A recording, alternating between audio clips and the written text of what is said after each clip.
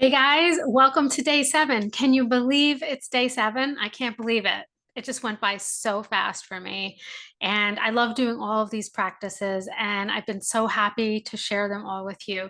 But today is a really fun one. And today is talking about just figuring out different ways to add a little more beauty, comfort, and joy into your day. And one of the ways that we can do this is by planning a self-care date. Now, don't run away from me yet. This can be a lot of fun. And you can call it a self-care date. I once did a coaching program with a coach and she called it a goddess day, which sounds good. So you call it whatever you want to call it, but it's a day to just like completely focus on making yourself happy. And so we're gonna talk about different strategies that you can use on planning self-care dates and different activities that you could add. And it's about brightening your day, adding happiness, finding joy, and maybe even including pets, family members, whatever that might be. But these practices are meant to like uplift your spirits and make you happy. And I think you should do this at least once a week. And I also want to add, if you can't have, this is I call it a self-care. I keep calling it a day because I do a day, I do a self-care day.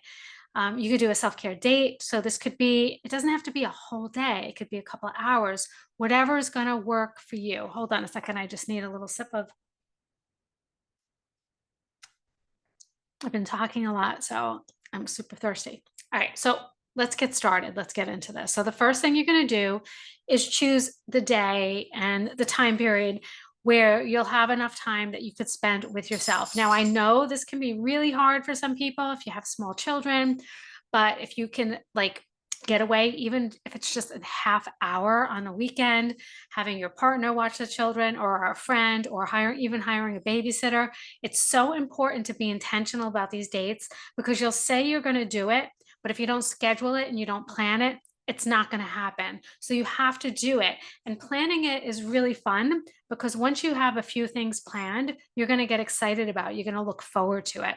I always look forward to my self-care dates with myself because I do like one of the things that's almost always on my list is going to a bookstore or even sometimes going to the movies by myself. I love it. Almost always food is involved, some way, shape, or form, right? So that's the next step. Select joyful activities. So things that make you happy, things that are fun. They don't necessarily have to cost money. Sometimes a self-care date for me is going on a run and then maybe getting a smoothie afterwards or something like that, or meeting friends for lunch or something.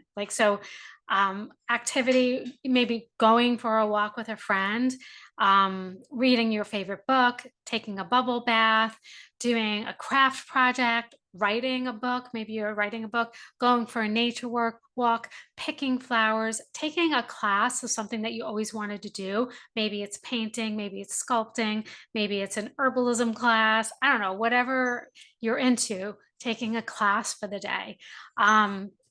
Just try to find something that's going to get you excited, motivated, inspired, and that's going to make you happy and fill your life with joy. Now, another thing that you could do if you're staying home and you're doing your self-care date at home, you could create a cozy environment. So setting the mood, kind of like what we did with the meditation, getting your coziest clothes on, or maybe if you're doing a goddess day, you want to wear your fancy pajamas and your fancy robe and light a candle or put your diffuser on, throw pillows all over the floor, put your favorite music on. Maybe you want to put some healing music on, some relaxing music. I don't know, whenever I do something like this, I always put music on that has no words. I'll just do like 432 hertz or something like that, which is kind of like it's like benefits you in every way. It's just so beautiful. The next thing is be present. So during your self-care date, focus on being present, enjoying each moment. Focus on kind of tuning out what you're going to have to do later or tomorrow, or maybe what happened earlier in your day, trying to tune that stuff out and really tune into what you're doing and the time you're spending and how much fun you're having. Immerse yourself in the activity that you're creating for yourself. And the last thing is to reflect and then repeat. So reflection is looking at the things you did, how much you enjoyed it. Do you want to do it again? Do you want to try new things? Is it what you something you didn't expect? Maybe you didn't like it. Maybe there was something that you didn't enjoy. Change it up a bit next time. I love trying new things and adding new things to my self-care dates because I get so excited to try new things and activities. I also like to add um, other people in. So supersizing it is adding your family in. So creating a self-care day for your whole family. You can call it what you want. You might not want to call it a self-care day. You could just call it a fun day or a happiness day, whatever you want to call it, and get everyone involved in the planning. Everybody has a piece. Everybody has their foot in the door. Everybody has some skin in the game, so to speak, right? So you want everybody to get involved, even if your youngest child is so young that they really don't understand it completely. Just ask them what makes them happy and add that into the day, right? And make it a part of the day, and definitely participate in it. So share joy. So in like, engaging in activities that nourish us, pamper us, make us happy, and then sharing that with the people that you love just supersizes this to that next level because you're creating those moments. You're creating just that a shared moment with another person. And the more you do this with the other person, the more memories that you create. And the more you want to do it, the more you want to keep creating these adventures for yourself. This could turn into vacations. It could turn into so many different things. So definitely have some fun with it and make it your own.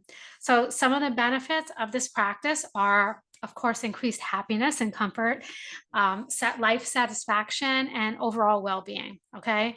And so that kind of speaks for itself. So I want you to really try this. And as I said, if you can't make a lot of time for it, start off small. Do it like an hour one day, right? Just pick an hour and fill that hour with as much happiness as possible. And that could just be sitting, reading your favorite book, having a cup of coffee or a cup of tea or a glass of wine. Maybe you're sitting outside on your deck in your favorite place or on your patio, maybe even starting a book club with a friend where you meet outside every week in nature and you read your books together, whatever it might be, just do something. And if you don't have the time, a lot of time, just do something that you can complete, if that makes sense. Make it so that you can have success and build the momentum and the excitement behind it. So that's what it's all about. Now, I know today's day 7 and it's the last day, but it's not really because we have a bonus day, day 8. So be sure to check your email tomorrow for day 8. So we're going to have a bonus activity, and I'm also going to talk about the Soul Aligned Self Care Circle. I've had post at the bottom of each email sharing the circle with you guys. It's a new coaching membership that I have. It's just a beautiful way to implement, if you like these practices, to implement self-care, self-love, and mindset strategies on a deeper level, and to have some accountability, some support, and some guidance. So there's coaching calls, there's recordings, there's meditations, there's so many things inside of the circle. There's going to be guests, there's going to be workshops. It's so much fun, and I want it to be a community where you feel you can expand on these practices and bring them into your everyday life on a regular basis in order to reduce stress and anxiety and to start to thrive in your life and step forward and step into your purpose and your power. And so be sure to tune in tomorrow. Check your email for day 8. I'm going to have that bonus practice.